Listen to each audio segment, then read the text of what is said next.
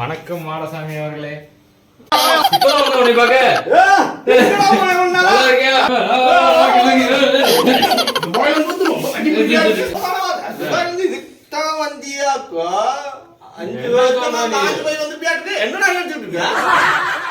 போனப்பா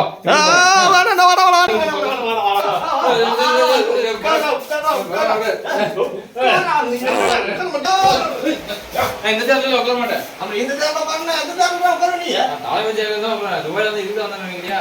ஏன்டா டேய் அங்க மட்டும் என்ன 40 காலடா சேர் போட்டு வச்சிருக்காங்க.